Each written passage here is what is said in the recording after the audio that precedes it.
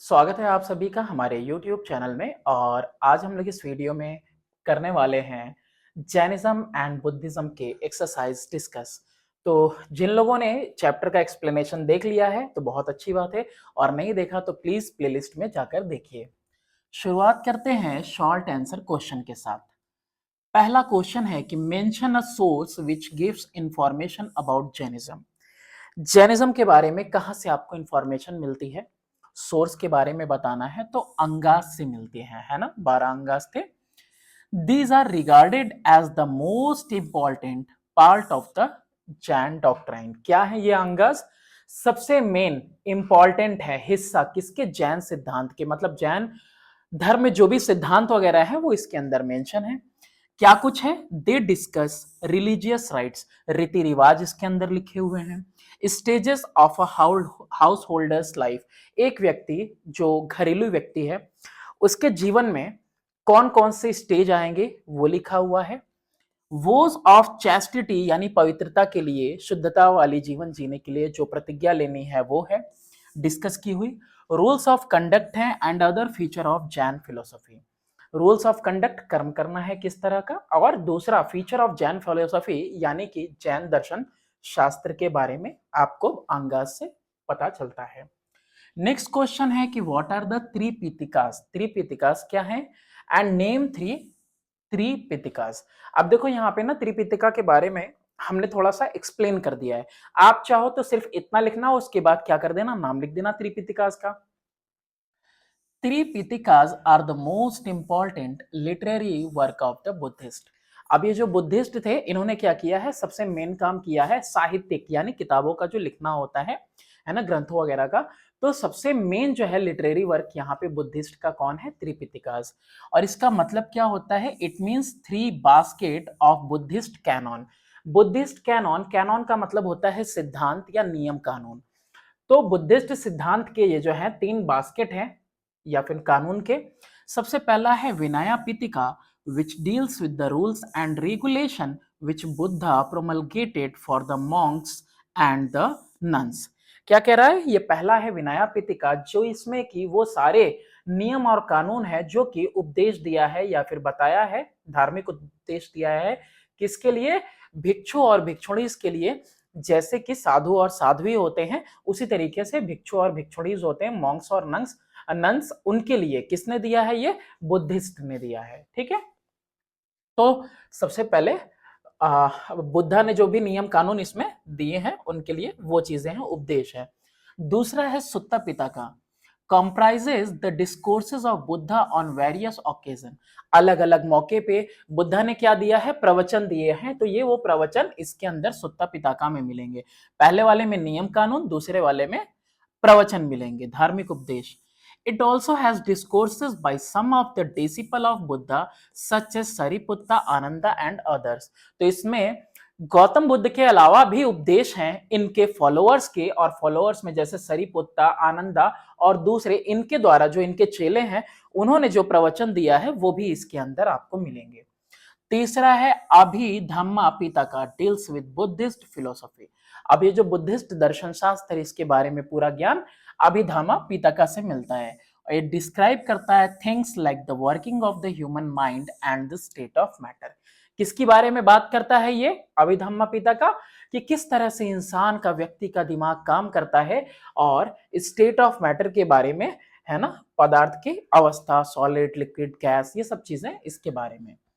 State two important causes for the rise of Jainism and Buddhism। दो important cause बताने हैं कि आखिर क्या वजह थी कि जैनिज्म और बुद्धिज्म इतने ज्यादा जो है कि फैले, जबकि ऑलरेडी वहां हिंदू धर्म था। इन द लेटर वैदिक period the rigid caste system, monopoly of the priest for expensive ritual, difficulty of the common people to understand Sanskrit language, etc। क्या क्या बातें हैं पहले वो समझते हैं। लेटर वैदिक पीरियड की बात कर रहा है, रिजिड कास्ट सिस्टम मतलब एक धर्म, एक जाति का व्यक्ति कभी दूसरी जाति का नहीं हो सकता, क्षत्रिय ब्राह्मण नहीं हो सकते, ब्राह्मण क्षत्रिय नहीं हो सकता, क्षत्रिय वैश्य नहीं हो सकता, वैश्य क्षत्रिय या ब्राह्मण नहीं हो सकता, और शूद्र वैश्य नहीं हो सकता, या फिर क्षत्रिय ब्राह्मण बिल्कुल भी नहीं हो सकता। मतलब इनके इस जाति में, इस एक जाति में दूसरे जाति का व्यक्ति निहित नहीं हो सकता है। तो रिजिड कास्ट सिस्टम था। मोनोपोली का मतलब होता है एकाधिकार किसका? प्रीस्ट का, यानी पंडितों का, पुजारियों का। इनके इजाजत के बगैर आप कुछ नहीं कर सकते। कैसे? क्योंकि हर एक काम करने में आपको इनकी मदद लेनी पड़ेगी, आज्ञा लेनी पड़ेगी। एक्सपेंसिव रिचुअल, यानी जो पूजा पाठ है वो काफी महंगा हो चुका था। डिफिकल्टी ऑफ कॉमन मैन, यानी एक आम आदमी को परेशानी हो रही थी संस्कृत लैंग्वेज समझने में, और भी बहुत सारी वजह है।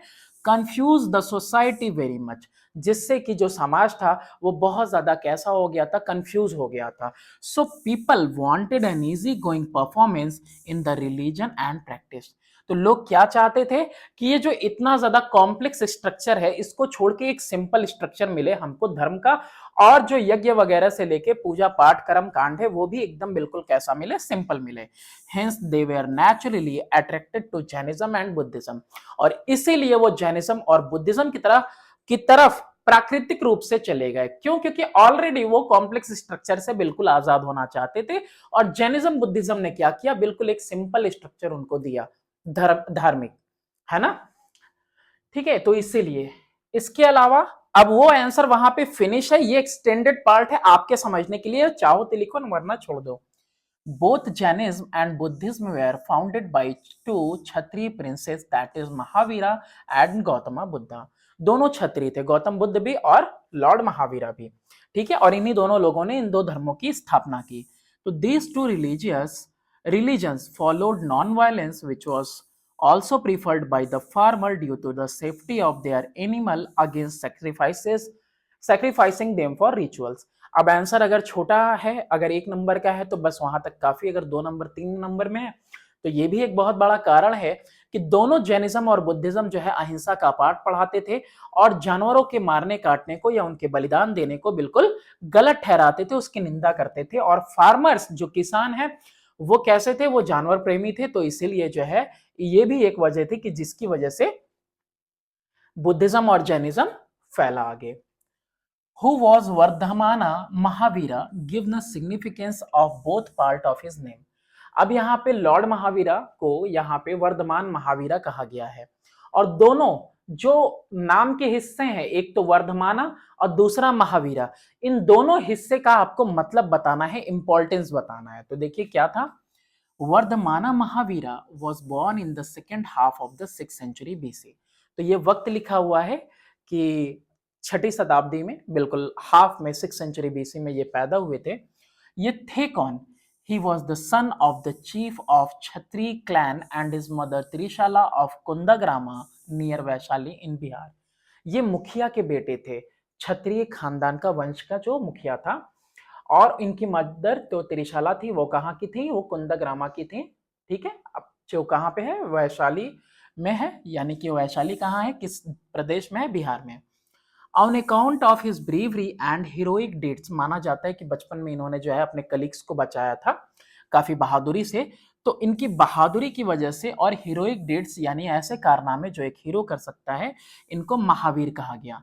His father held a prosperous kingdom at his birth time. जब इनका पैदाइश हुआ तो उस समय साम्राज्य बिल्कुल फल फूल रहा था, तो इसकी वजह से सो ही वॉज कॉल्ड वर्धमाना, और वर्धमाना का मतलब ही होता है मीन प्रॉस्पेरिटी। तो ये इसलिए इन दोनों नाम का मतलब आपको समझ में आ गया होगा कि वर्धमान मतलब प्रॉस्पेरिटी, और महावीर मतलब कि बहादुर, और महावीर मतलब बहुत ज्यादा वीर। किस लिए? क्योंकि हीरोइक डीड्स और अपने कलीग्स को बचाया था। Name the 5 was prescribed for the Jain. अब कौन से जो है 5 प्रतिज्ञाएं हैं जो कि प्रिस्क्राइब किए गए हैं किसके लिए? जैन के लिए, जो कि उसको लेनी होगी ये प्रतिज्ञा। तो ये 5 प्रतिज्ञाएं क्या है? पहला देखते हैं अहिंसा, नॉन वायलेंस, असत्य, नॉट टू स्टील, चोरी नहीं करना, कोई झूठ नहीं बोलना, सत्य। ठीक है, अपरागृह, नॉट टू पॉसेस प्रॉपर्टी। क्या बोल रहा है? अपरागृह, यानी कि कोई भी प्रॉपर्टी, कोई संपत्ति आपको अपने पास नहीं रखनी है। और फिर क्या है? 5वां ब्रह्मचारी, यानी कि आपको चैस्टिटी, यानी कि साधारण जीवन व्यतीत करना है, वैरागी वाला, साधु वाला। Water known as Triratnas. वो त्रिपिटकास थे, ये त्रिरत्न हैं। तो त्रिरत्न क्या होते हैं? According to Mahavira there were 3 ways to attain moksha known as Triratnas. अगर आपको मोक्ष की प्राप्ति करनी है तो जैन सिद्धांत के हिसाब से, लॉर्ड महावीरा के हिसाब से, आपको इन 3 तरीके से आपको जो है मोक्ष की प्राप्ति होगी, और इन्हीं 3 तरीकों को कहा गया है त्रिरत्नास। सबसे पहली बात है कि राइट फेथ, ठीक है, सही भरोसा, सही यकीन होना चाहिए। राइट नॉलेज, सही ज्ञान होना चाहिए, और सही कर्म यानी कि राइट कंडक्ट होना चाहिए। आगे देखते हैं, give two causes for the spread of Jainism. क्या कारण था जिसकी वजह से जैनिज्म जो है आगे बढ़ा? तो दो मेन कॉजेज जो हैं for the spread of Jainism were the simple and local dialect Prakrit adopted by Mahavira for preaching and the solid patronage by great kings like Chandragupta Maurya and Chalukya and Rashtrakutas of 5th century AD। क्या कह रहा है? दो सबसे main कारण क्या था? Simple local dialect का मतलब होता है साधारण लैंग्वेज, जो आम भाषा लोग जिसमें बात कर रहे हैं, प्राकृत को अपनाया गया था उपदेश देने के लिए। तो जो भी उपदेश दे रहे हैं वो हर व्यक्ति को समझ में आ रहा है, तो लोग आकर्षित हो रहे हैं। इसके अलावा संरक्षण मिला, शरण मिला। किसने दिया? बड़े बड़े राजा महाराजाओं ने दिया, जैसे कि चंद्रगुप्त मौर्य ने, चालुक्य ने और राष्ट्रकूटाज ने दिया, जो कि उस समय के शासक थे, रूलर थे। तो इन्होंने क्या दिया? शरण दिया, संरक्षण दिया, जिसकी वजह से जैनिज्म फला फूला। Name the two sect into which Jainism got divided. अब जैनिज्म जो है दो भाग में विभाजित हो गया था, डिवाइड हो गया था। और कैसे डिवाइड हुआ था? तो हमने देखा कि वो पहली जो सभा लगी थी उसके बाद, है ना, स्थूलभद्रा और एक और थे भद्रबाहु, दोनों अलग अलग तरफ, अलग अलग उनकी मानसिकताएं सरफेस पे आई थी। उसके बाद the two sects of Jainism were as follows. दो कौन से हैं? एक तो श्वेतांबर है और एक दिगंबर है। और बुद्धिज्म की बात करें तो हीनयान और महायान, भूलना नहीं है। श्वेतांबर कौन होते हैं? They wore white cloth for cleanliness and purity and covered their nose with a small cover of white cloth to avoid insect etc. They fasted but avoided extreme penance। कह रहा है कि ये लोग सफेद कपड़ा पहनते हैं। कैसा कपड़ा पहनते हैं? सफेद। किसके लिए? सफाई को दिखाने के लिए और शुद्धता को दिखाने के लिए। और जो अपनी नाक है, नाक को छोटे से सफेद कपड़े के साथ ढक लेते हैं, जैसे कि मास्क होता है अभी, पता ही है आपको, ताकि उसके अंदर से कोई जानवर वगैरह, अरे इंसेक्ट वगैरह, कीड़ा मकोड़े उनके मुंह में ना जा पाए। ये व्रत तो रखते हैं, फास्टेड मतलब होता है भूखा रहना, भूखा तो रहते हैं, लेकिन बहुत ज्यादा एक्सट्रीम पिनांस को ये नहीं मानते हैं। मतलब बहुत ज्यादा भूखा रहना, यानी बहुत कठोरता के साथ रहना, इसको ये लोग फॉलो नहीं करते हैं। जबकि दूसरी तरफ आते हैं दिगंबर। तो श्वेतांबर कपड़ा पहन रहे हैं, सफेद कपड़ा पहन रहे हैं, वही दिगंबर हैं। कौन? They were sky clad in order to practise detachment from the worldly pleasure. ये कपड़ा ही नहीं पहनते थे, क्या दिखाने के लिए? ये दिखाने के लिए कि हम दुनिया के सारी सुख सुविधाओं से बिल्कुल अलग हैं, परे हैं, डिटैच्ड हैं, टूटे हुए अलग हैं। They kept long fast and saintly life. ये लंबे लंबे जो है कि एक्सट्रीम पिनांस और वैराग्य जीवन में, और बहुत ज्यादा लंबे समय तक भूखे रहते थे, है ना, कठोर जीवन जीते थे। तो काफी कठोरता के ऊपर इन लोग ध्यान देते थे। Who was Gautam Buddha? Where was he born? इनके बारे में आप कौन नहीं जानता है? चैप्टर पढ़ा होगा तो समझ गए होगे। Gautam Buddha was the founder of Buddhism. Buddhism, ये जो धर्म है, इसकी स्थापना किसने की है? गौतम बुद्ध ने। He belong to the Kshatriya clan of Sakya. Sakya ये जो क्षत्रिय खानदान है, वंश है, कह सकते हो, ग्रुप है, तो इससे बिलोंग करते थे। और ये पैदा कब हुए थे? 563 बीसी में एट लुम्बिनी। लुम्बिनी कहाँ है? कपिलवस्तु में। और ये जगह कहाँ पड़ती है? किस देश में? नेपाल में। ये वहीं पैदा हुए थे। फर्दर आगे देखते हैं कि what are known as 4 great sights. तो 4 महान दृश्य कौन कौन से हैं जो कि गौतम बुद्ध ने देखा था जब उनका रथ गुजर रहा था टाउन में, नगर में। 4 great sites are related to Gautam Buddha who was moved by these sites। क्या कह रहा है? ये जो 4 महान दृश्य हैं किसके साथ रिलेटेड हैं? किससे जुड़े हुए हैं? गौतम बुद्ध से। और वो मूव्ड बाय यानी कि इनका हृदय परिवर्तन हो गया था इस दृश्य को देखकर। Ultimately decided to renounce the worldly pleasure. Renounce का मतलब होता है त्याग देना। इसके बाद इनका हृदय परिवर्तन हुआ और इन्होंने क्या डिसाइड किया, इन्होंने डिसाइड किया कि अब हम इस दुनिया को त्याग देंगे, इस दुनिया के ऐशो आराम को। क्या क्या था वो old sight? An old man bent with age, उम्र की वजह से एक आदमी झुक गया था। A sick man groaning with pain, एक बूढ़ा आदमी क्या था, दर्द से करा रहा था। A dead body of a man being carried etcetera, और फिर एक व्यक्ति का जो शरीर था, जो मृत हो चुका था, उसको लेके जाया जा रहा था। Field Gautama with the deep सोरो, और इससे जो है कि उनके दिल में बहुत ज्यादा उनको गम से भर दिया इन चार दृश्यों ने। लेकिन लास्ट में एक और चीज देखते हैं इन तीन दृश्यों के बाद। While the sight of an ascetic in search of salvation, क्या सॉल्वेशन नहीं साल्वेशन, लास्ट में उन्होंने क्या देखा, एक साधु को देखा जो क्या कर रहा है, मोक्ष की प्राप्ति की तलाश कर रहा है। कंसोल्ड हिम एट लास्ट, तो आखिर में ये जो साइट इन्होंने देखी तो इससे इनको सांत्वना मिली। कंसोल मतलब सांत्वना मिली, और फिर जो है कि इन्होंने भी डिसाइड किया कि भाई हम ऐसे ही जीवन जिएंगे। When and how did Buddha attain enlightenment? अब कब और कैसे बुद्धा एनलाइटमेंट हुए, यानी कि ये जागृत हुए। जागृत मतलब नींद से जागृत नहीं होना, लेकिन यहाँ ज्ञान से जागृत होना, बहुत परम ज्ञान की इनको प्राप्ति कब हुई? तो after living home in search of truth, सच की तलाश में गौतम बुद्ध निकल चुके थे। Gautama wandered from place to place, और जगह जगह वो एक जगह से दूसरी जगह जा रहे थे। Afterward, he studied under renowned teacher of Rajgriha, and last he went to Gaya and practiced severe penance. क्या कह रहा है? कह रहा है कि उसके बाद वो जो है कि एक जगह से दूसरी जगह जा रहे थे, और काफी चर्चित शिक्षक जो कि राजगृह के थे, उनसे इन्होंने ज्ञान की प्राप्ति ली, और उसके बाद ये गया गए, और गया जाके जो है इन्होंने कठोर तपस्या की। और ऑस्टेरिटी का मतलब होता है कठोर जीवन, यानी सादगी भरा जीवन, कोई सुख कोई चैनो सुख, वो वैसा चैन तो मिलेगा भाई, क्यों नहीं मिलेगा, वर्ल्डली प्लेजर को त्याग चुके हैं। कोई ऐशो आराम नहीं, बिल्कुल सादा जीवन जी रहे थे, कठोर तपस्या कर रहे थे। And finally at the age of 35 he was enlightened, और 35 साल की उम्र में इनको परम ज्ञान की इनको प्राप्ति हो गई। ठीक है, sitting under a people tree, कहाँ बैठे हुए थे? पीपल ट्री के अंदर ये अपनी तपस्या में थे। That place is known as Bodh Gaya. तो इस जगह को क्या कहा जाता है?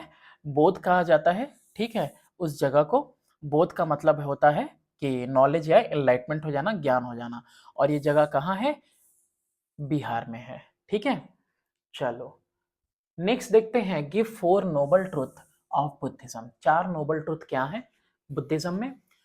तो पहला ये है कि the world is full of suffering, पूरी दुनिया जो है दुखों से भरी हुई है, और सफरिंग हैज अ कॉज, हर एक दुख का एक कारण होता है।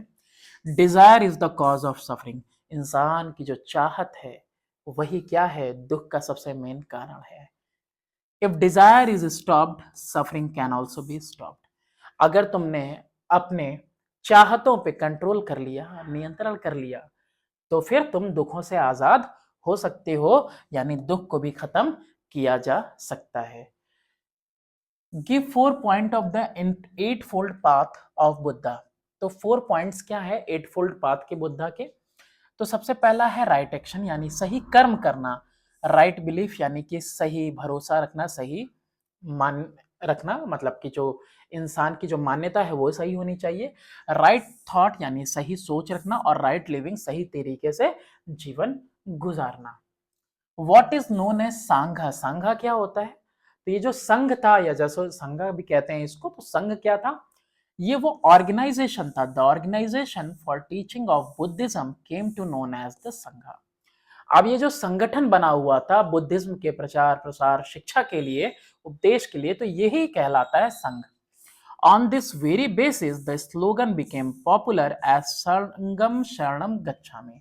और इसी बुनियाद पे क्या हुआ, ये जो स्लोगन था, ये जो नारा था, बहुत पॉपुलर हुआ, संगम शरणम गच्छामि। फर्दर आगे मूव करते हैं कि name any two principal that govern the संघा। यानी ये जो संघ था वो किस सिद्धांत पे रन कर रहा था, चल रहा था?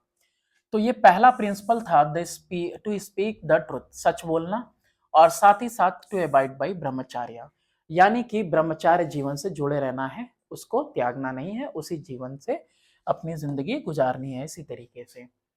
What were the features of Buddhism that attracted people toward it? अब क्या ऐसी विशेषता थी इस धर्म में जो लोगों को अपनी तरफ खींच रहा था? Buddha followed a simple path and inspired people to lead a simple life. Buddha क्या अनुसरण कर रहे थे? वो अनुसरण कर रहे थे एक साधारण रास्ते का और लोगों को प्रोत्साहित कर रहे थे, इंस्पायर कर रहे थे कि आप भी एक साधारण जीवन जिए। बुद्धा's teaching have been reconstructed from stories of सुत्ता पिताका। उनकी जो टीचिंग है उसको फिर से रिकंस्ट्रक्ट किया गया है, किससे? ये सुत्ता पिताका की जो कहानियां हैं उससे। His message to people was that the world is full of suffering and man could attain salvation by following his teaching। क्या कह रहे हैं? उनका मैसेज क्या है लोगों को? वो क्या कन्वे कर रहे हैं लोगों को? वो लोगों को कन्वे कर रहे हैं कि दुनिया दुखों से भरी हुई है और इंसान को मोक्ष की प्राप्ति तभी हो पाएगी जब वो क्या करेगा? अनुसरण करेगा, मानेगा उन सारी टीचिंग्स को जो बुद्धा दे रहे हैं। और essence of Buddhism lies in 4 noble truth and 8 fold path which were as follows. और जो पूरा का पूरा बुद्धिज्म में कहना क्या चाह रहा है, वो जो कुछ कहना चाह रहा है उसका पूरा सार, पूरा सारांश कहाँ है? यही है। क्या कह रहा है वो? कि दुनिया दुखों से भरी हुई है, दुख का एक कारण है और दुख का कारण सिर्फ और सिर्फ चाहत है, और चाहतों पे, अपनी मर्जी पे अगर किसी ने कंट्रोल कर लिया तो दुख को भी रोका जा सकता है। And these were the causes which attract the people toward Buddhism. और ये वो कारण है कि जिससे कि बुद्धिज्म जो है काफी लोगों को अट्रैक्ट किया। और बुद्धिज्म इसलिए भी था क्योंकि जैनिज्म और हिंदुइज्म के बीच का पार्ट है बुद्धिज्म। जैनिज्म सीवियर पिनांस को प्रमोट करता है जबकि बुद्धिज्म सीवियर पिनांस को प्रमोट नहीं करता है, एक्सट्रीम पिनांस वगैरह को। ठीक है। और वहीं अगर हम लोग बात करें तो ये जो बुद्धिज्म है ये भी जो है कि लोकल डायलेक्ट में था और लोग परेशान थे उस समय, नया रिलीजन ढूंढ ही रहे थे जो साधारण हो, सिंपल हो। 17th है कि give two differences between Hinayana and Mahayana. Buddhism के बारे में बोल रहा है, दो डिफरेंसेस। तो डिफरेंस मतलब डिसिमिलरिटी। हीनयान और महायान ये दो भाग में विभाजित हो गया था आपका बुद्धिज्म भी। तो हीनयान में लोग क्या मान रहे हैं कि Buddha was regarded as human being. Buddha को इंसान माना जा रहा है who attained enlightenment through own efforts, जिन्होंने अपनी खुद की कोशिश और मेहनत से क्या पाया? मोक्ष की प्राप्ति की और जो है एनलाइटमेंट पाया। एनलाइटमेंट का मतलब होता है ज्ञान पाना। It shuns idol worship of Buddha. It shun idol worship. Buddha was not believed as God. ठीक है। ये क्या करता है? निंदा करती है। कॉमा लगा देते हैं यहाँ पे, ये स्टॉप कर देते हैं इसको। इट शन्स आइडल वर्शिप, ये क्या करता है? निंदा करता है किसकी? मूर्ति पूजा की। और बुद्धा को भगवान नहीं माना जा रहा है। ये किसकी सोच है? जो ये हीनयान वाला पार्ट है। और वही महायान, ये जो दूसरा ग्रुप है, ये क्या कह रहा है कि Buddha was regarded as the incarnation of God। Incarnation का मतलब होता है अवतार, भगवान का अवतार है Gautam Buddha. And provider of solvation, और ये वही है जो क्या कराएंगे? ये नैया पार कराएंगे, मोक्ष दिलाएंगे। The images of Buddha was worshipped. और ये क्या कर रहे हैं? ये बुद्धा की, गौतम बुद्ध के जो तस्वीरें हैं उनकी पूजा कर रहे हैं। फर्दर चलो आगे देखते हैं। अब give two causes for the decline of Buddhism. क्या कारण था जिसकी वजह से बुद्धिज्म डिक्लाइन किया? तो कॉज सबसे पहला तो यही था कि जो दो भाग में विभाजित हो गया था, हीनयान और Mahayana. Splitting of Buddhism into Hinayana and Mahayana along with other 16 sect created confusion and disorder। अब देखो यहाँ पे सबसे मेन एक परम था कि भाई सब कुछ कोई एक ही तरह से फॉलो कर रहा है, एक ही नियम कानून है, कोड ऑफ कंडक्ट, लेकिन प्रिंसिपल्स वगैरह। लेकिन यहाँ पे क्या हुआ? जब दो भाग में विभाजित हो गया ये बुद्धिज्म, हीनयान और महायान में, और साथ ही साथ 16 और सेक्शन आ गए, उसमें सब सेक्शन आ गए, 16 और भागों में विभाजित हो गया। तो इसने क्या किया? कंफ्यूजन क्रिएट कर दिया और जिसकी वजह से और डिसऑर्डर भी आ गया। तो इसीलिए अब क्या है? अब उस तरह से नियमावली नहीं ही रह गई जैसे कि पहले थी। इसके अलावा करप्शन इन संघ was the effect of luxurious life of monks and nuns which resulted in religious decline। अब भाई इनका जो है साधारण जीवन का प्रवचन है। अब इसमें जो भिक्षु और भिक्षुणीज हैं जो कि विहाराज में रह रहे हैं वो क्या कर रहे हैं, वो ऐशो आराम की लग्जरियस लाइफ जो है जीवन गुजार रहे हैं। ये भी एक बहुत बड़ी वजह है इस धर्म के जो है डिक्लाइन होने की। अब आता है स्ट्रक्चर्ड क्वेश्चन। अब स्ट्रक्चरल क्वेश्चन में भी देखो इलेबोरेट तरीका है, ये रिवीजन के लिए भी रख सकते हो तुम, और चाहे तो इसको कस्टमाइज भी कर सकते हो, ठीक है। जहां कहीं भी लगे कि एक्स्ट्रा नॉलेज है तो तुम उसको क्या करना, डिडक्ट कर देना। With reference to the sources of information, बहुत सारे सोर्स है इंफॉर्मेशन के जैनिज्म बुद्धिज्म के बारे में। State the significance of the following, अब सबका इंपॉर्टेंस बताना है, अंगास का इंपॉर्टेंस, त्रिपिटकास का इंपॉर्टेंस और जातकास का इंपॉर्टेंस, सबका आपको खासियत या इंपॉर्टेंस बताना है। अंगास ये क्या है, तो these are regarded as the most important part of Jain doctrine, Jain सिद्धांतों का सबसे मेन हिस्सा है ये। They discuss religious rights, stages of a householder's life, the vows of chastity, rules of conduct, and other feature of Jain philosophy. ये answer पहले भी था। तो अंगास क्या है, इनके अंदर डिस्कस किए गए हैं क्या चीजें, रीति रिवाज, और क्या चरण आते हैं, स्टेजेस क्या आते हैं एक घरेलू व्यक्ति जो होता है जिसके पास घर परिवार हो, और क्या प्रतिज्ञा लेनी होती है चैस्टिटी, शुद्ध जीवन के लिए, सादगी भरी जीवन के लिए, और क्या कर्म करने होते हैं, उसके नियम क्या क्या है, और दूसरे खासियतें जैन दर्शन शास्त्र की, वो सारी चीजें किस में लिखी हुई हैं, अंगाज में लिखी हुई हैं। त्रिपिटकास ये क्या है, त्रिपिटकास को कहा गया है तीन बास्केट या तीन किताबें। इस traditional term used by various Buddhist sect to describe their various covers of scriptures. तो ये अलग अलग नाम से जो है पारंपरिक तौर से जो बुद्धिस्ट सेक्ट हैं, यानी कि अलग अलग सेक्शन वाले, वो क्या करते हैं, इसका वर्णन करते हैं अलग अलग तरीके से कि इनका जो धर्म ग्रंथ है उसका कवर कैसा है। एज द नेम सजेस्ट कि थ्री बास्केट या तीन किताबें, Tripitaka traditionally contains three basket of teaching. पारंपरिक रूप से इसमें क्या है, तीन बास्केट हैं, टोकरियां हैं, जिसमें क्या है, टीचिंग्स हैं। अब ये इसके आगे इसको एक्सटेंड कर रहे हैं, ये तीनों बास्केट के नाम बता रहे हैं। Vinaya Pitaka which deals with the rules and regulation which Buddha promulgated for monks and nuns. क्या है विनया पिटका, ये पहला बास्केट है, और इसके अंदर वो सारे नियम कानून हैं जो बुद्धा ने धार्मिक उपदेश दिए, यानी धर्म को फॉलो करने के लिए वो सारे बातें बताई हैं किसको, भिक्षु और भिक्षुणी को। दूसरा सुत्त पिताका है, और सुत्त पिताका में क्या चीजें हैं, comprises of the discourse of Buddha on various occasion, also has discourses by some of the disciple of Buddha such as Sariputta, Ananda and other। इसमें प्रवचन है, किसका प्रवचन है, उपदेश है, किसका उपदेश है, धार्मिक उपदेश गौतम बुद्ध का है, और गौतम बुद्ध के अलावा उपदेश है उनके मानने वालों का भी, कुछ डिसिपल उनके चेलों का भी, जैसे सरिपुत्ता, आनंदा और दूसरे अन्य, उनका भी उपदेश इसमें आपको मिलेगा। और लास्ट है Abhidhamma Pitaka, deal with Buddhist philosophy, it describe things like the working of the human mind and the state of matter. अब पदार्थ की अवस्था और क्या बता रहा है कि इंसानी दिमाग कैसे काम करता है, ये चीज इसके अंदर है। और बाकी जो बुद्धिस्ट फिलोसॉफी है, यानी कि बुद्धिस्ट दर्शन शास्त्र है, उसके बारे में बताता है। तो दो चीजें हो गई, अंगाज हो गया, त्रिपिटकाज हो गया। अब देखते हैं जातकाज। जातकास क्या है, कहानियां हैं, tales written in Pali language refer to the previous birth of the lord Buddha. और इसमें प्रीवियस बर्थ यानी पहले के जन्म में गौतम बुद्ध कैसे रहे हैं, वो सारी चीजें इसमें लिखी हुई हैं, ठीक है। They also throw light on the political, economic and social condition ranging from 5th to 2nd century BC.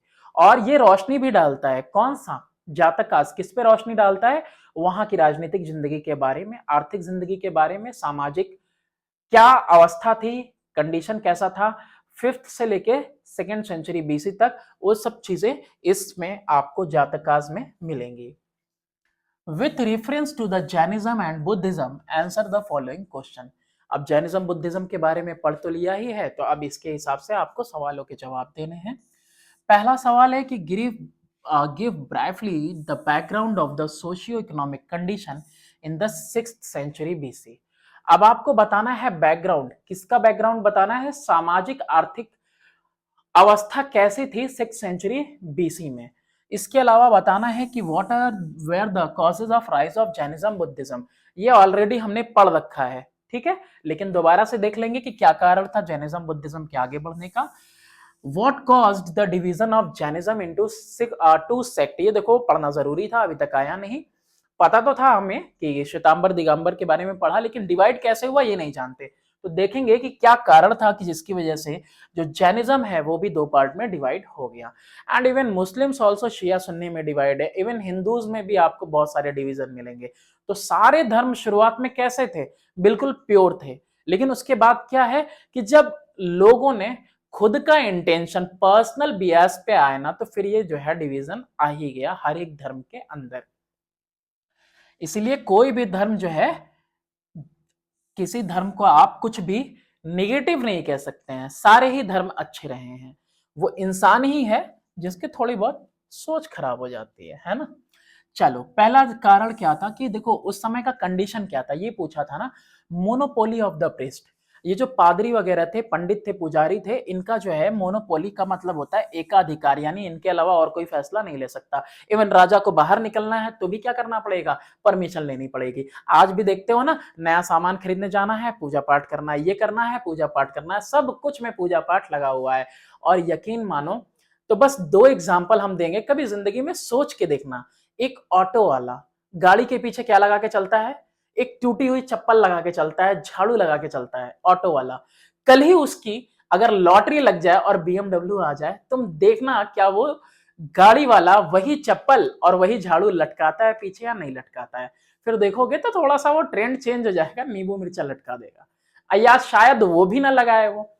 और यही चीजें होती हैं कि जब आपके पास पैसा नहीं होता है और आप कहीं जाते हो, क्या करने के लिए, दर्शन करने के लिए, तो आप जो पैरों से चल कर जाते हो इसको भी पुण्य का काम समझते हो और सोचते हो कि पैदल जाएंगे तो भगवान मेरी भक्ति से और खुश होगा। लेकिन जैसे ही आपके पास दौलत आ जाएगी, आप वहां पहुंचोगे किससे, 4 व्हीलर से उतरोगे, पैसे दोगे, डायरेक्ट दर्शन करोगे और चले आओगे। तो देखो कहीं ना कहीं जो है सोच यहाँ पे बदल जाती है पैसों की वजह से भी। चलो बात करते हैं मोनोपोली ऑफ द प्रीस्ट के बारे में। क्या था, पंडित पुरोहित जो थे वो एकाधिकार रखते थे। एक्सपेंसिव रिचुअल यानी पूजा पाठ काफी महंगा था। डिफिकल्ट यानी मुश्किल भी था। Sanskrit language and rigid caste system universally affected the life and feeling of the common people. Sanskrit language लोगों की समझ से परे था और कास्ट सिस्टम कैसा हो गया था, रिजिड हो गया था, यानी कि एक जाति का व्यक्ति कोई दूसरे जाति में नहीं जा सकता या दूसरे जाति का किसी और में। और इससे जो है यूनिवर्सली पूरे तौर पे क्या हो रहा था, काफी अफेक्ट हो रहा था जीवन के ऊपर। और जो फीलिंग्स हैं वो भी लोगों की क्या हो रही थी, आहत हो रही थी। Some kings had also realised certain social evil and so patronized Jainism and Buddhism for better pattern of life and simple rule for spiritual uplift। क्या कह रहा है कि कुछ राजा महाराजा क्या कर रहे हैं, वो ये समझ गए थे, रियलाइज मतलब महसूस कर लिया था उन्होंने कि कुछ सामाजिक बुराइयां फैल गई हैं और इसीलिए इन्होंने साक्षर दिया जैनिज्म को, बुद्धिज्म को, ताकि एक बेहतर तरीका हो सादगी भरे जीवन का, सादे रूल्स हो, सिंपल रूल्स, और स्पिरिचुअल अपलिफ्ट के लिए ये साधारण नियम कानून हो, यानी आध्यात्मिक रूप से लोगों को उठने के लिए, बढ़ाने के लिए। अहिंसा and safety of animal where also preferred by the farmer. और अहिंसा और सेफ्टी ऑफ एनिमल यानी कि कोई हिंसा ना करना और जानवरों का बलिदान वगैरह न देना, ये सारी चीजें भी जो है प्रमोट कर रहे थे और इसको पसंद कर रहे थे किसान खास तौर से, क्योंकि जानवरों का सबसे ज्यादा इस्तेमाल कौन करता है, किसान करते हैं। नेक्स्ट है कि following factor favour the rise and growth of Jainism and Buddhism. अब इसमें ये देखना था हम लोगों को सेकंड वाले पार्ट में कि कैसे जैनिज्म और बुद्धिज्म को क्या वजह थी कि जो ये धर्म आगे बढ़े। Reaction against ritualism. रिचुअलिज्म का मतलब होता है कर्मकांड, है ना, पूजा पाठ, इसके खिलाफ प्रतिक्रिया। रिलीजियस सेरेमनीज, सेरेमनीज का मतलब होता है समारोह, रिलीजियस धार्मिक, धार्मिक समारोह by then had become very expensive beyond the mean of ordinary people। इतना ज्यादा खर्चीला हो गया था कि किसी आम आदमी के समझ से बिल्कुल परे था। क्या कह रहा है, some priest hardly realized the suffering of the common man। कुछ जो पंडित पुरोहित थे ना, बहुत मुश्किल से इसको महसूस कर पाते थे जो दुख एक आम आदमी झेल रहा है। मैं उसको बता दिया अलग अलग तरीके से, ठीक है। आ, इसके बाद this was one of the important causes that give rise to faith that were simple and inexpensive. और ये बहुत ही मेन कारण था जिसकी वजह से लोगों का जो फेथ है, वो फेथ यानी कि मान्यता, भरोसा किसकी तरफ गया? सादगी की तरफ गया और कम खर्च की तरफ गया, इनएक्सपेंसिव की तरफ गया। अब इसके अलावा और क्या रीजन था इसके बढ़ने का? Corruption in religion. धर्म के अंदर क्या आ गया था? अब धर्म के अंदर करप्शन आ गया था, भ्रष्टाचार आ गया था। तो सिर्फ इतना भी लिख सकते हो, वो तुम्हारे ऊपर डिपेंड करता है।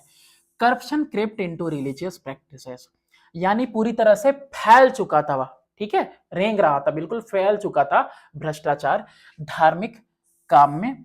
इन ऑर्डर टू एक्सट्रैक्ट मनी, पैसा ऐंठने के लिए priest encouraged ordinary people to perform yajnas and conduct household rites beyond their means। क्या कर रहे थे पंडित, क्या कर रहे थे? जो पूजा पाठ करवाने वाले हैं वो पंडित पुरोहित क्या कर रहे हैं? वो कह रहे हैं आम आदमी को इनकरेज कर रहे हैं, प्रोत्साहित कर रहे हैं कि अपनी औकात से भी ज्यादा बड़ा कर्म कांड करो, रीति रिवाज के साथ पूजा पाठ करो। Kshatriya ruler protested against the dominance of such practices. और जो क्षत्रिय शासक हैं वो क्या कर रहे हैं? वो प्रोटेस्ट कर रहे हैं, इसके खिलाफ हैं, इसके खिलाफ आवाज उठा रहे हैं। ऐसा डोमिनेंस ऑफ सच प्रैक्टिसेस यानी कि ये जो यज्ञ वगैरह करना, पूजा पाठ करना, ये चीजें क्या थी ना, काफी ज्यादा प्रचलित थी, हर कोई करवाता था, डोमिनेंस था इस चीज का, तो इसके खिलाफ थे। The common man could not reconcile to his attitude of the priest. और ये जो आम आदमी था ये कभी मेल तालमेल, रिकंसाइल का मतलब होता है तालमेल बैठा पाना, ये रवैये के साथ, किसके? पंडित पुरोहित के रवैये के साथ कभी वो तालमेल नहीं बैठा पा रहा था। क्यों? क्योंकि उनका कहना भाई अलग तरीके से, ये अलग। रिजिड कास्ट सिस्टम, तो ये भी एक वजह थी। The division of society into Brahmans, Kshatriya, Vaishyas and Shudras had become rigid. अब क्या हो गया था? अब जो सोसाइटी थी, समाज थी, ये जो जाति था, ये चार, ये जो धर्म था चार जातियों में विभाजित हो गया था, ब्राह्मण, क्षत्रिय, वैश्य, शूद्र, और रिजिड हो गया था कास्ट। कोई एक कास्ट का व्यक्ति दूसरे कास्ट का नहीं हो सकता या नहीं जा सकता उस कास्ट में। It did not allow any social mobility, यानी सोशल यानी सामाजिक मोबिलिटी, मतलब मूवमेंट नहीं दिखाता था। A person of one cast could not become a member of the other caste. कोई सदस्य है एक जाति का तो वो दूसरे जाति का सदस्य कभी नहीं बन सकता। There were restriction on the basis of caste on food, drink and marriage. देखो क्या कह रहा है? रिस्ट्रिक्शन था, रोक था, किसके ऊपर? खाने के ऊपर, पीने के ऊपर, शादी विवाह के ऊपर रोक था। किसके हिसाब से? कास्ट के हिसाब से। और आज भी आपको मालूम होगा घोड़े पे चढ़ने नहीं दिया जाता है बहुत सारे कास्ट को, है ना, विवाह के अवसर पर। Interchange of caste was impossible, तो एक जाति से दूसरे जाति में घुस पाना बिल्कुल पॉसिबल नहीं था। डिफिकल्ट लैंग्वेज, अब देखो ये आंसर काफी लेंदी होता जा रहा है तो सिर्फ वजह लिख लेना, ये ऊपर वाला डिफिकल्ट लैंग्वेज और वो करप्शन, ये सब लिख लेना बस। Sanskrit was considered a sacred language, पवित्र भाषा मानी जाती थी संस्कृत को। मोस्ट ऑफ द वैदिक लिटरेचर वॉज कंपोज्ड इन संस्कृत, जितना भी वैदिक साहित्य था वो सारा का सारा किसमें लिखा गया था संस्कृत के अंदर। The priestly class give discourses and chanted mantras in this language which the common people found difficult to understand. क्या कह रहा है? जो प्रिस्टली क्लास है, प्रिस्टली क्लास किसको कहते हैं? वही पंडित वगैरह जो साधु संत महात्मा होते हैं, तो ये क्या कर रहे थे? ये प्रवचन दे रहे थे और मंत्रों का जाप कर रहे थे संस्कृत में, और संस्कृत लोगों के लिए समझना बहुत ही मुश्किल था। Therefore, many people began to look for an alternative religion that they could understand better। तो इसीलिए ये किस तरफ जाने लगे? इनके मानसिक रूप में ही एकदम नेचुरली, प्राकृतिक रूप से आने लगा कि भाई मूव करना चाहिए, कुछ ऐसा तलाशना चाहिए जो हमें समझ में आ सके। पॉलिटिकल सिचुएशन, पॉलिटिकल सिचुएशन में क्या था कि in the 6th century BC Magadha was ruled by Bimbisara and later by Ajatashatru. तो छठी शताब्दी में क्या हो रहा है?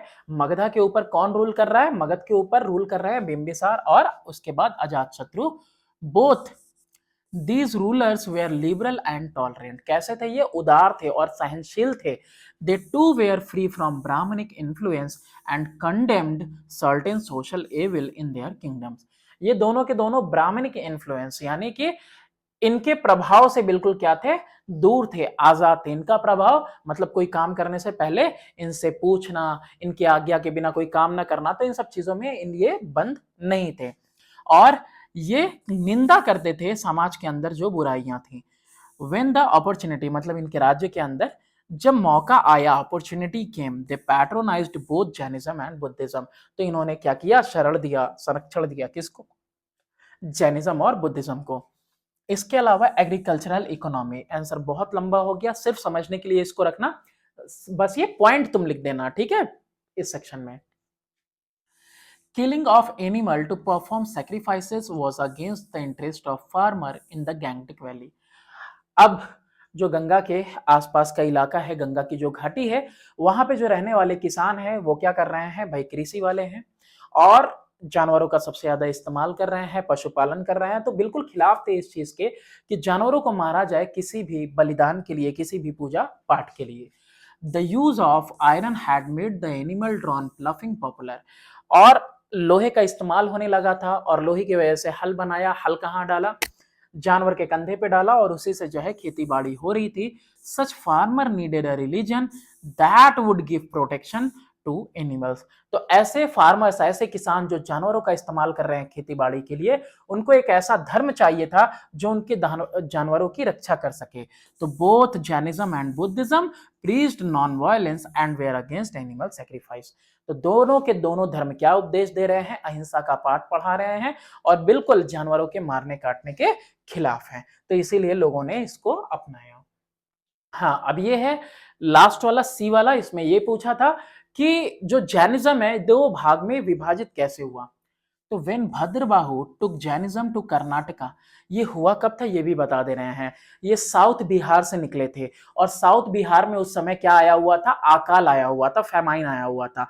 तो वहां पे जो इन्वायरमेंट हो गया था बिल्कुल हॉस्टाइल हो गया था, मतलब दुश्मन हो गया था, रहना मुश्किल हो गया था ऐसी जगह पे।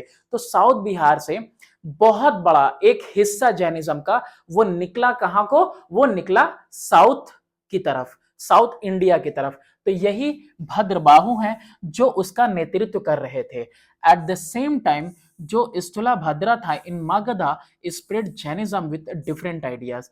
तो उस समय जो स्थूलाभद्रा था वो वही रह गया, वो गया नहीं। एक लंबा समुदाय तो चला गया, बड़ा समुदाय, लेकिन एक समुदाय जो वहां पे ठहर गया जिसका नेतृत्व स्थूलाभद्रा कर रहे थे, तो उसने अलग अलग विचारों के साथ, अलग विचारों के साथ, किसके विचार से अलग, भद्रबाहु के विचार से अलग विचार के साथ जैनिज्म को स्प्रेड किया, फैलाया। So after the first Jain council around 300 BC, Jainism was divided into two group or sects।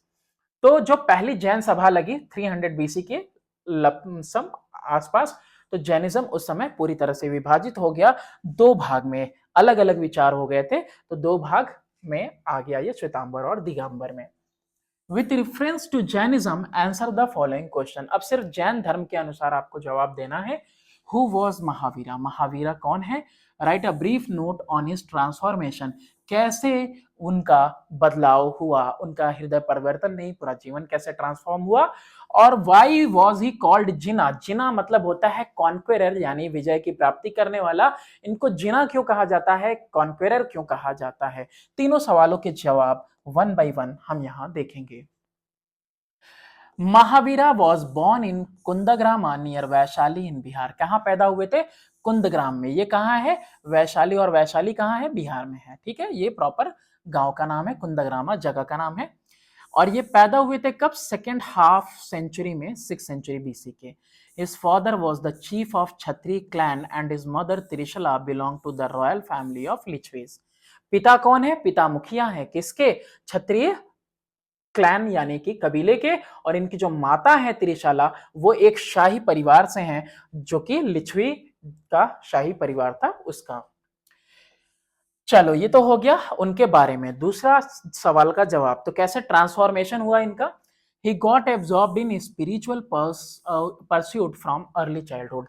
मतलब इनको बचपन से ही जो है कि ये निपुण हो गए थे इस चीज पे, इनका ध्यान जाता था किसमें, आध्यात्मिक खोज में, आत्मा का परमात्मा से मिलन, इन सारी चीजों में इनका जो है बचपन से दिमाग जाता था। और इसीलिए जबरदस्ती इनकी शादी भी करवा दी गई थी बचपन में ही। ठीक है, अभी हम लोग का दिमाग तो इधर जाता ही नहीं। लेकिन हम लोग की शादी भी नहीं होती बचपन में। एट द एज ऑफ 30 साल की उम्र में, after the death of his parent, जब माता पिता की मृत्यु हो गई, महावीरा रिनाउंस द वर्ल्ड, इन्होंने दुनिया को त्याग दिया, एंड बिकेम एन एसेटिक, और एक तपस्वी बन गए। He practised severe penance for 12 year and attained supreme knowledge. तो इन्होंने दुनिया को त्यागने के बाद वैराग्य जीवन, तपस्या वाला जीवन अपनाया, और 12 साल तक की कठोर तपस्या के बाद इनको परम ज्ञान की प्राप्ति हुई। Mahavira conquered over all worldly desire and named as Jina, which means the conqueror. अब इनको यहाँ पे क्या हुआ, दुनिया की जितनी चाहते हैं, ऐशो आराम की जिंदगी की ख्वाहिशें हैं, इन सब पे इन्होंने क्या कर लिया, विजय प्राप्त कर लिया, अपने आप को कंट्रोल कर लिया, अपनी इच्छाओं को मार दिया, और इसीलिए इनका नाम क्या पड़ा, जिना, जिसका मतलब है कन्क्वेरर। चलो नेक्स्ट क्वेश्चन देखते हैं कि with reference to Jain religious philosophy answer the following question. अब ये जो जैन का जो धार्मिक दर्शन शास्त्र है, इसके हिसाब से आपको सवालों के जवाब देने हैं। अब देखो इतना कुछ हम लोग पढ़ रहे हैं ना, कि जिसने चैप्टर ना भी पढ़ा होगा ना, क्वेश्चन आंसर से मोस्टली बहुत सारी चीजें क्लियर हो जाएंगी। Mention the truth to be followed for obtaining salvation.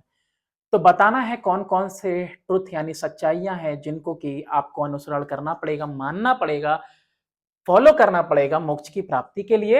अगला बोल रहा है कि explain briefly the doctrine of Jainism, यानी कि जैन सिद्धांत के बारे में बताना है। Explain the causes responsible for the decline of Jainism, क्या कारण था कि जिसकी वजह से जो जैनिज्म, ये जो धर्म है, ये डिक्लाइन किया, यानी कि धीरे धीरे समाप्ति की ओर गया। According to Jain philosophy, these are 9 truths to be practiced, to be realized and given importance। तो 9 यहाँ पे सत्य की बात तो कर रहा है। 9 सत्य कौन कौन से हैं देख सकते हो। देखो क्या क्या है, जीव अजीव, पुण्य पाप, असरो समवरा, बंध निर्जरा, मोक्ष। ठीक है, ये 9 है। पुण्य पता ही है क्या है, रिजल्ट है गुड डीड्स के, पाप जो कि सिन है, अश्रव यानी कि गुड डीड्स अच्छे कर्म करना, समर यानी कि रुकावट आती है कर्म के रास्ते में, निर्जना बर्बाद कर देता है कर्म को, और जो मोक्ष है वो आप समझते ही हो, साल्वेशन। जीवा यानी लिविंग थिंग्स, अजीव नॉन लिविंग थिंग्स, और बंध यानी बॉन्डेज। ये सारे ऐसे सच्चाइयां हैं जिनके बारे में आपको ज्ञान होना जरूरी है। द डॉक्ट्राइन ऑफ जैनिज्म क्या है, जैनिज्म का सिद्धांत है त्रिरत्नास। त्रिरत्नास में सबसे पहले राइट फेथ यानी सही मान्यता, राइट नॉलेज सही ज्ञान, और राइट कंडक्ट सही कर्म करना। तो पहला तो ये हो गया। फिर इसके बाद कर्म है, अच्छे कर्म करना, है ना, अच्छे कर्म करोगे तभी मोक्ष की प्राप्ति होगी। इक्वलिटी क्या बताता है ये सिद्धांत, जैन सिद्धांत कहता है किसके बारे में, यूनिवर्सल ब्रदरहुड के बारे में, है ना, कि सारी दुनिया क्या है, आपस में एक दूसरे के साथ कैसे हैं, भाई भाई की तरह हैं। इटर्नल सोल यानी कि जो हमारी आत्मा है वो अमर है। ठीक है, सोल इज इमॉर्टल, शरीर मरता है लेकिन आत्मा नहीं मरती है। बिलीफ इन पिनेंस, पिनेंस का मतलब है कि तपस्या पे, है ना, भरोसा रखना, यानी कि sacrifice of physical desire, physically जो हम लोग ख्वाहिशें रखते हैं, चाहत रखते हैं, उन सबका त्याग कर देना। ठीक है। Salvation, freedom from life and death, मोक्ष की प्राप्ति, यानी कि ये जो जीवन का चक्र है, मृत्यु और फिर से पैदा होना, इससे आजाद होना, मोक्ष को प्राप्त करना। फिर उसके बाद क्यों डिक्लाइन हुआ जैनिज्म, इसके बारे में देखना था, थर्ड वाला यही था ना। तो क्या क्या फैक्टर थे जो कि इसके लिए जिम्मेदार थे, क्यों ये डिक्लाइन किया। Jainism preached rigid austerity, rigid का मतलब होता है एकदम कठोर, ठोस। क्या करना है आपको, ऑस्टेरिटी यानी कि शुद्धता, यानी तपस्या वाला जीवन गुजारना है। It rose at a time when Buddhism also existed, और जैनिज्म उसी समय था जिस समय बुद्धिज्म भी राइज कर रहा था। तो ये कठोर तपस्या हर किसी के लिए मुमकिन नहीं था। The theory of ahimsa was extended even to wearing of cloth, और ये जो अहिंसा वाली थ्योरी थी वो कपड़ों पे भी लागू होती थी, कि अगर हमने कपड़े पहन लिए तो कपड़ों में कीड़े मकोड़े लगेंगे, जर्म्स लगेंगे, और जब कपड़े धुले जाएंगे तो वो जर्म्स भी मर जाएंगे, इसलिए कपड़े भी ना पहनो। तो इतनी ज्यादा रिजिडिटी जो थी, ये चीज जो है लोग नहीं अपना सके। The religion did not spread to foreign countries, it did not have any missionary effort, बाहर के देशों के लिए इन्होंने धर्म प्रचारक नहीं भेजे, कोई कोशिश नहीं की कि बाहर की दुनिया में भी ये धर्म फैले। Jainism did not gate royal patronage from contemporary ruler. अब जो जैनिज्म है उसको उस वक्त में जो शासक रहे हैं, कॉन्टेम्परेरी मतलब उस वक्त में जो शासक रहे हैं उनके द्वारा इसको उतने अच्छे से संरक्षण नहीं मिला, शरण नहीं मिली जैसे बुद्धिज्म को मिला था। मेनली जो क्षत्रिय वगैरह थे ना, वो वॉर लाइक वाले इंस्टिंक्शन के थे, वो स्वाभाविक कैसे थे, जंग लड़ने वाले थे। और ये सब क्या सिखाता है बुद्धिज्म जैनिज्म, ये बिल्कुल जंग के खिलाफ है। दो Jainism advocated equality of man, it did not do away with totally with the high and low position in the society. अब ये देखो क्या कह रहा है, समानता के बारे में बोल तो रहा है लेकिन पूरे तौर पे जो है अलग नहीं था। किससे? इससे, क्योंकि समाज के अंदर क्या कुछ था, समाज के अंदर अपर एंड लोअर पोजीशन उस समय समाज के अंदर थे। फर्दर आगे देखते हैं कि during the Gupta period and in later years Hinduism once again became popular. हाँ, ये क्या हुआ था भाई, गुप्ता पीरियड के टाइम में ना बहुत सारी रिफॉर्म्स लाए गए थे, किसमें? हिंदुइज्म में ही बहुत सारे सुधार किए गए थे, जिसकी वजह से हिंदुइज्म फिर से क्या हो गया था, पॉपुलर हो गया था। Therefore, Jainism remained restricted of a few pockets in the country। देश के कुछ ही हिस्सों में जैनिज्म रह गया था इसकी वजह से। चलो अब देखते हैं, with reference to Buddhism answer the following question. Jainism के अकॉर्डिंग वो सवालों के जवाब दिए आपने, अब बुद्धिज्म के अकॉर्डिंग, बुद्धिज्म जो धर्म है इसके हिसाब से आपको इन सवालों के जवाब देना है। Who was Gautam Buddha, how did he achieve enlightenment. कौन है गौतम बुद्ध और कैसे इनको जो है कि ज्ञान की प्राप्ति हुई। वॉट इज नोन एज धर्म चक्र परिवर्तन, इसको बताना है धर्म चक्र परिवर्तन क्या है। और how did Buddha have a large following, यानी इनके अनुसरण करने वाले इतने ज्यादा कैसे हैं। वन बाय वन एक एक क्वेश्चन यहाँ पे डिस्कस करेंगे। Gautam Buddha was the son of Sakya king Shuddhodana of Kapilavastu. अब ये साक्या, ये जो है क्लैन है, साक्या के जो राजा है ना, उनका नाम है शुद्धोधन, है ना, कपिलवस्तु के इनका बेटा, इनके बेटे का ही नाम कौन है, Gautam Buddha. He was born in 563 BC at Lumbini, Lumbini में ये पैदा हुए थे। He was married to the princess राजकुमारी यशोधरा से इनका विवाह हुआ। But he was deeply moved by seeing the agony and sorrow, पीड़ा और दुख देखकर इनका हृदय परिवर्तित हो गया of old age and sickness and decided to renounce the home. एक बूढ़ा आदमी को देखा, उसका दुख दर्द देखा, एक बीमार आदमी के दुख दर्द को देखा और एक मृत शरीर भी इन्होंने देखा था, तो इसके बाद इनका हृदय परिवर्तन हो गया और इन्होंने रिनाउंस मतलब त्याग दिया अपने घर को और दुनिया के सारे ऐशो आराम को। After studying under a known teacher of Rajgriha, Rajgriha के जाने माने शिक्षकों से इन्होंने ज्ञान भी लिया। And after that he went to Gaya, Gaya चले गए और वहां पे प्रैक्टिस किया सीवियर पेनेंस यानी कि कठोर तपस्या की। And at the age of 35, 35 साल की उम्र में अटेन किया एनलाइटमेंट यानी कि इनको ज्ञान की प्राप्ति हुई। फर्दर आगे देखते हैं, after enlightenment Buddha preached and delivered his first sermon at the deer park. अब ये सेकंड वाले का है, धर्म चक्र परिवर्तन की बात होगी यहाँ पे। जब बुद्धा को ज्ञान की प्राप्ति हो गई, एनलाइटमेंट हो गए, तो बुद्धा ने प्रवचन दिया और अपना पहला जो प्रवचन उपदेश होता है वो डियर पार्क यानी हिरन का जो पार्क है सारनाथ में, वहां दिया in presence of 5 ascetics.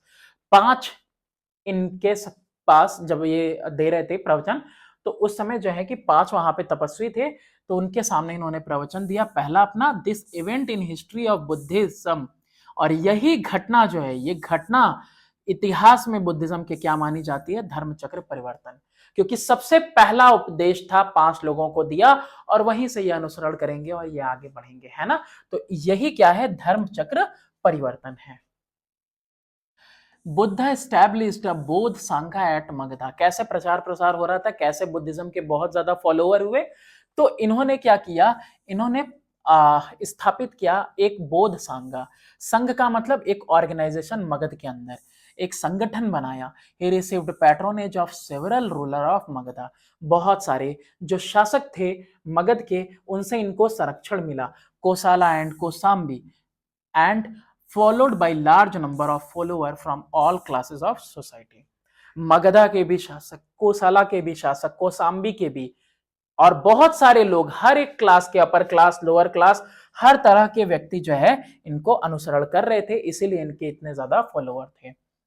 With reference to the संघ एक्सप्लेन द फॉलोइंग। संघ के रिफरेंस में, संघ किसको बोला जा रहा है? ये वो संगठन की बात हो रही है जो धर्म के प्रचार के लिए, उसकी शिक्षा के लिए, उसके उपदेश के लिए, उसको आगे बढ़ाने के लिए बनाया गया था। इट्स मेंबरशिप के बारे में बताइए, एनी 3 ऑफ द 10 कमांडेंट के बारे में बताइए, its role in spreading Buddhism, कैसे ये बुद्धिज्म को फैला रहा था, वो सारी बातें बताइए। मेंबर यानी सदस्य के बारे में बात करें तो the member of the monastic order were called bhikshus and bhikshunis. Male वालों को भिक्षु और फीमेल को भिक्षुनीज कहा जाता था। ये जो सदस्य होते थे मोनास्टिक ऑर्डर के, यानी कि मठ के हिसाब से, who had to renounce the world before joining the संघ। और इनको क्या करना पड़ता था? इनको जीवन अपना कैसा जीवन त्यागना पड़ता था? दुनिया के सारे ऐशो आराम को, दुनियावी जिंदगी को बिल्कुल त्यागना पड़ता था एक सदस्य बनने के लिए। 10 कमांडेंट्स क्या क्या थे? सच बोलना, स्पीक ट्रूथ, अबाइड बाय ब्रह्मचार्य, ब्रह्मचारी ही रहना है, शादी विवाह नहीं करनी, नॉट टू हार्म क्रिएचर, किसी जीव जंतु को नुकसान नहीं पहुंचाना, नॉट टू ओन प्रॉपर्टी, कोई भी संपत्ति नहीं रखनी, टू शन म्यूजिक एंड डांसिंग, नाच गाना बिल्कुल नहीं करना, to take meals only at fix time, और खाना एक फिक्स टाइम पे खाना, नॉट टू यूज इंटॉक्सिकेंट मतलब कोई भी नशीले पदार्थ का इस्तेमाल न करना, not to use scented goods यानी परफ्यूम वगैरह वाले टाइप की चीजें नहीं इस्तेमाल करना, not to sleep on cushions, गद्दों पे ना सोना, नॉट टू कीप मनी, और दौलत ना रखना। चलो अब सिद्धांत क्या है? नहीं, ये क्या पूछा था हम लोगों से लास्ट वाले में कि कैसे संघ जो है आगे बढ़ाया इसको, बुद्धिज्म को, है ना, its role in spreading Buddhism, संघ कैसे जो है मदद किया बुद्धिज्म को आगे बढ़ने में।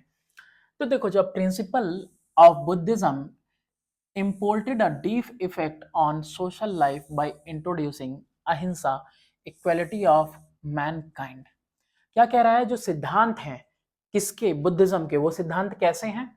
वो सिद्धांत ऐसे हैं कि इसने दिया एक बहुत गहरा इफेक्ट दिया पूरे के पूरे सामाजिक जिंदगी पे।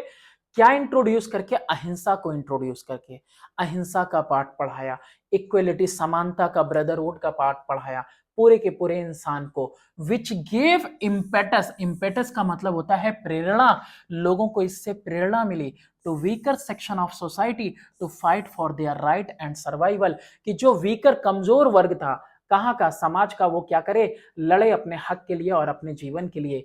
The socio religious reform movement where the plus point and the solid political ground and patronage was provided by the great ruler like Ashoka and Chandragupta. क्या कह रहा है? जो सामाजिक धार्मिक बदलाव वाले जो मूवमेंट चले, आंदोलन चला, ये सब प्लस पॉइंट था। और इसके अलावा राजनीतिक तौर पे इनको संरक्षण मिला, शरण दी गई। शरण देना, संरक्षण देना मतलब धर्म के प्रचार प्रसार के लिए कोई आएगा तो उस धर्म के लिए जगह देना, जमीन देना, धन देना, उनको हर जगह फिरने की इजाजत देना और खुद भी फॉलो करना। तो ये सारी चीजें किसने दी? बड़े बड़े महान शासकों ने, अशोका और चंद्रगुप्ता ने इनको शरण दिया। On account of some ideal element of Buddhism spread to large religion up to South East Asia, China and Japan. और देखो यहाँ पे बहुत सारे ऐसे एलिमेंट्स थे जो कि आदर्श थे, हर कोई मानता था बुद्धिज्म में, और ये फैला बहुत ज्यादा दूर तक इसलिए क्योंकि इन्होंने मिशनरी इफोर्ट भी किया। मिशनरी इफोर्ट का मतलब होता है धर्म प्रचारक दूसरे दूसरे जगह पे गए भी। खुद जो अशोक है उन्होंने अपनी बेटी को भेजा था श्रीलंका बुद्धिज्म के प्रचार प्रसार के लिए। तो यहाँ पे एंड होता है ये exercise. Thanks for watching, do subscribe and share my channel.